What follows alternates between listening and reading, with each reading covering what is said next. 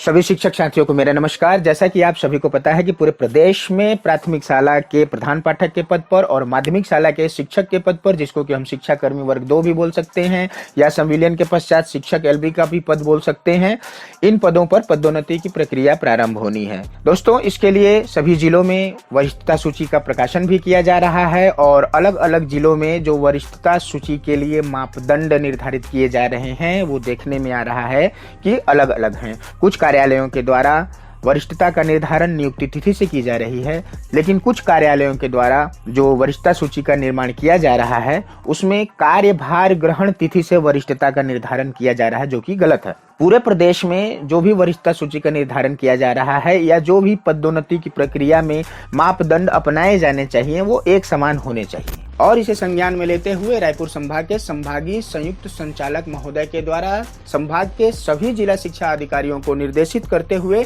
पदोन्नति किस प्रकार से किया जाए और उसमें वरिष्ठता के क्रम का निर्धारण कैसा हो, इसके लिए एक निर्देश पत्र जारी किया गया है। और पूरे प्रदेश में जहां भी वरिष्ठता संबंधी निर्धारण में जहां भी दोहरे मापदंड अपनाए जाएंगे, देर सवेर सभी संभाग के संभागीय संयुक्त संचालक के द्वारा इस प्रकार के ही निर्देश दिए जाएंगे और इसी प्रकार से पूरे प्रदेश में पदोन्नति की प्रक्रिया होगी।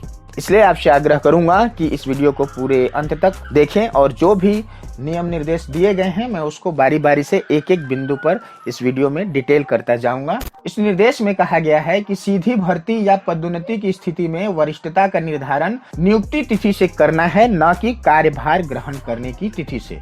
और दूसरे निर्देश में यह कहा गया है कि संविदा एवं शिक्षा गारंटी शिक्षकों को 1/5/2005 से शिक्षा कर्मी के पद पर नियमित कर दिया गया था, इसलिए उनकी वरिष्ठता का निर्धारण 1 मई 2005 से ही किया जाए। आपको याद होगा तो पहले शिक्षकों को संविदा के आधार पर रखा जाता था, शिक्षा गारंटी योजना के तहत रखा जाता है। तो जितने लोग भी इसमें लगे थे उन सबको 1/5/2005 को शिक्षा कर्मी के पद पर संविलियन कर दिया गया था। तो उनका जो वरिष्ठता का निर्धारण होगा वो 1/5/2005 से किया जाएगा। तीसरा, स्थानांतरण के संबंध में निर्देश जारी किए गए हैं कि यदि हम आपसी स्थानांतरण करवाए हैं या पति पत्नी के आधार पर हमारा स्थानांतरण स्वयं के व्यय पर हुआ है, तो हम जिस जिले में भी स्थानांतरित होकर के जा रहे हैं तो जिस दिन उस जिले में कार्यभार ग्रहण करेंगे उस दिनांक से ही हमारी वरिष्ठता उस जिले में मानी जाएगी, अर्थात दूसरे जिले में जाने पर हमारी वरिष्ठता प्रभावित होगी। चौथे नंबर पर इसमें कहा गया है कि आपको ध्यान होगा कि 2014 और 17 में बहुत से शिक्षक प्रदेश स्तर पर अतिशेष किए गए थे और उनका समायोजन किया गया था, जिसको कि युक्तिकरण का नाम दिया गया था। ऐसे में युक्तिकरण के तहत जो विषय भरवाए गए थे वह विषय मान्य नहीं होंगे। शिक्षक का जिस विषय में नियुक्ति हुआ होगा उसका मूल विषय ही मान्य होगा, यानी वह पद जो विकल्प से भरे गए होंगे उसको रिक्त माना जाएगा, अर्थात वह पद जो विकल्प से भरे गए होंगे उस समय उसको रिक्त माना जाएगा। जैसे कि इसको इस प्रकार से समझते हैं कि एक स्कूल में 5 शिक्षक थे और उसमें 4 शिक्षक कला के थे। तो उस समय क्या हुआ था कि कला के शिक्षकों को कहीं और करना है और वहाँ साइंस के या जिस विषय के शिक्षक नहीं है उस विषय के शिक्षक को लाना है, लेकिन अधिकांश स्कूलों में इसी प्रकार की स्थिति थी। तो उस समय शिक्षकों से एक विकल्प फॉर्म भराया गया था। जो कला के शिक्षक थे उन्होंने एक फॉर्म भर के दिया था कि हम गणित पढ़ा सकते हैं, हमारे स्कूल में गणित का पद रिक्त है, हमको गणित पढ़ाने के लिए इसी विद्यालय में रहने दिया जाए, मैं गणित का शिक्षक बनने के लिए तैयार हूं, विकल्प फॉर्म भर के। तो उस समय ये मान लिया गया कि आप गणित के शिक्षक हैं। जो अंग्रेजी का भरे उनको अंग्रेजी का मान लिया गया। लेकिन अब ये कहा जा रहा है कि जो पदोन्नति होगी तो उस समय तो वो गणित का विकल्प फॉर्म भर करके गणित के विषय में आ गए, गणित के सीट को कैप्चर कर लिए, लेकिन यहाँ उस सीट को खाली माना जाएगा क्योंकि मूल विषय तो उनका 8 ही था।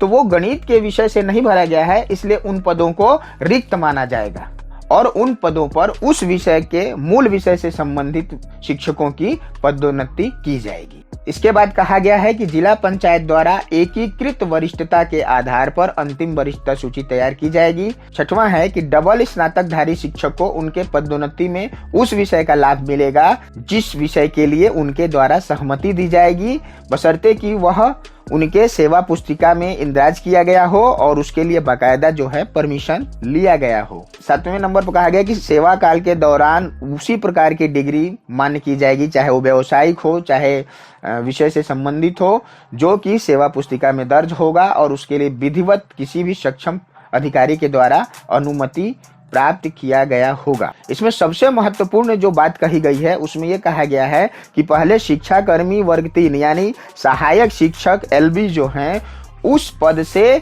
शिक्षा कर्मी वर्ग 2 यानी शिक्षक LB के पद पर पदोन्नति किया जाना चाहिए। पहले प्रधान पाठक के पद पर पदोन्नति नहीं होगी, पहले UDT के पद पर पदोन्नति होगी, इसके बाद प्रधान पाठक के पद पर पदोन्नति होगी। ऐसा करने से शिक्षकों की ज्यादा से ज्यादा रिक्तियां मिलेगी और पदोन्नति के ज्यादा अवसर मिलेंगे, जो कि अधिकांश लोग ये चाहते हैं कि हमारा वर्ग 2 में हो जाए, क्योंकि प्रधान पाठक का पद जो जिम्मेदारी भरा पद है और बहुत सारे लोग चाहते हैं कि नहीं, हमको टेंशन फ्री रहना है, हम वर्ग 2 में जाएंगे, अपना 4 घंटा 6 घंटा पढ़ाएंगे और घर आ जाएंगे, हमको ये लफड़े में नहीं पड़ना है। हालांकि लफड़े का चीज नहीं है, लेकिन बहुत सारे लोग जिम्मेदारी लेने से बचते हैं, इसलिए अधिकांश लोग वर्ग 2 में जाना चाहेंगे। और वर्ग 2 में जब पदोन्नति हो जाएगी तो अब वर्ग 3 में केवल वही लोग बचेंगे जिनके द्वारा प्रधान पाठक के पदों को भरा जाएगा। तो इस प्रकार से आपको प्रधान पाठक के पद पर ऐसा करने से ज्यादा रिक्तियां मिलेंगी। तो दोस्तों, उम्मीद है कि आपको आज का वीडियो पसंद आया होगा।